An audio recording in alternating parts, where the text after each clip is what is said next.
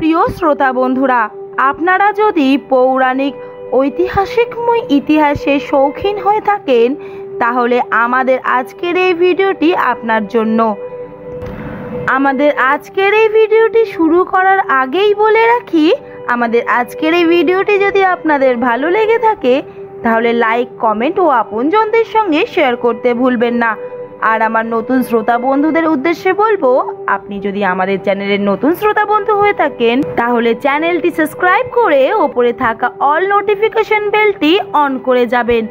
আর হ্যাঁ, মনে রাখবেন আপনাদের থেকে পাওয়া এমনই ছোট ছোট ভালোবাসা আমাদের অনেক বেশি উৎসাহ দিয়ে থাকে নতুন নতুন ভিডিও বানাতে। তাহলে চলুন আজকের ভিডিও শুরু করা যাক। ভারতবর্ষের পৌরাণিক মন্দিরগুলির মধ্যে অন্যতম মন্দির হচ্ছে বৃহদেশ্বর মন্দির। এই মন্দির নিজের ভবিতব্যের সাথে সাথেই বহু রহস্য জমিয়ে রেখেছে নিজের মধ্যে, যা জানার পর চমকে গেছে গোটা বিজ্ঞান সমাজ। তামিলনাড়ুর তাঞ্জোরে এই মন্দির বিরাজমান, সেই কারণে এই মন্দিরকে তাঞ্জারের মন্দির বলেও চিনে থাকে মানুষ। বৃহদেশ্বর মন্দিরটি নির্মাণ করেছিলেন চোল গোষ্ঠীর রাজা রাজারাজ চোল।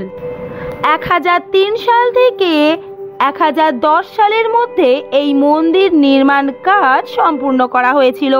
রাজারাজ চোলের নাম অনুসারে এই মন্দিরের নামকরণ হয়। সেই নামটি আমাদের খুব পরিচিত, যে নামটি হলো রাজরাজেশ্বর মন্দির। এই মন্দিরে স্বয়ং বিরাজ করছেন কালের কাল মহাকাল দেবাদিদেব মহাদেব ভোলানাথ। রাজারাজ চোল এই মন্দিরটি নির্মাণ করেছিলেন মহাদেবের থেকে পাওয়া স্বপ্নাদেশের ওপর ভিত্তি করে।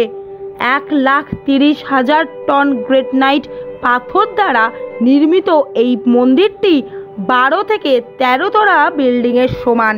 আর এই মন্দিরটি যেখানে অবস্থিত রয়েছে শুধু সেখানেই নয়, আশেপাশে অনেক অঞ্চলেই নাইগ্রেট পাথর পাওয়া এক অবিশ্বাস্যকর বিষয়।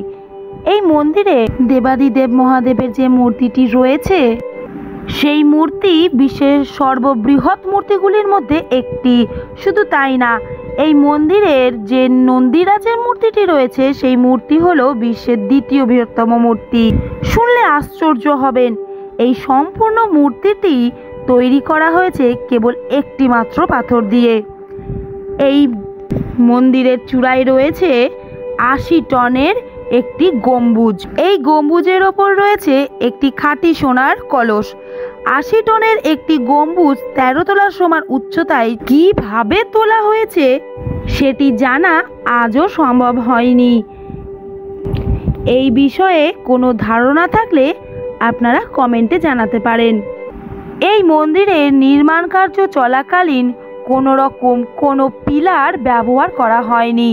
এরপরেও দীর্ঘদিন ধরে, যুগের পর যুগ ধরে ছোট থেকে বড় সব রকম ঝড়ঝাপটা সামলিয়ে এক আশ্চর্য অলৌকিক ঘটনার মতো এই মন্দির অক্ষতভাবে আজও দাঁড়িয়ে আছে। সূর্যাস্তের সময় সম্পূর্ণ মন্দিরের ছায়া দেখা গেলেও চূড়ায় থাকা সেই সোনার কলসের প্রতিবিম্ব দেখা মেলে না। 66 মিটার উঁচু এই লম্বা মন্দির তার বিশেষ বাস্তুকলার জন্য অনেক বেশি জনপ্রিয়তা লাভ করেছে। এই মন্দিরের বিষয়ে পদে পদে রয়েছে অলৌকিক সমস্ত রহস্য দিয়ে ঘেরা ঘটনা, যা উন্মোচন করতে গিয়ে সারা বিশ্ব জুড়ে সমস্ত বিজ্ঞানীরা ভিড়মি খেয়েছে। এই মন্দির যে সময় নির্মাণ করা হয়েছিল সেই সময় ভারী কাজের প্রয়োজনে হাতিদের ব্যবহার করা হতো, কিন্তু 80 টনের একটি পাথর 66 মিটার উচ্চতায় নিখুঁতভাবে কি করে হাতি দ্বারা রাখা সম্ভব?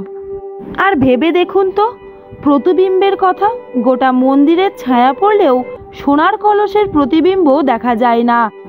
এই বিষয়টাও কি সেই সময়কার কারিগরদের হাতের কৌশল, নাকি এখানেও রয়েছে কোনো অলৌকিক রহস্য?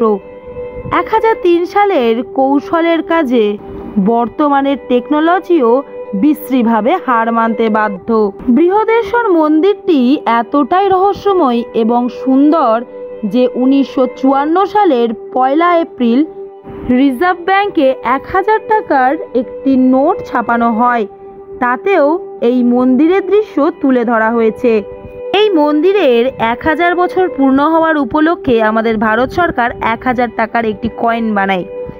এই কয়েনটির ওজন ছিল 35 গ্রাম, যার মধ্যে 80% রূপো এবং 20% তামা দিয়ে তৈরি করা হয়েছিল।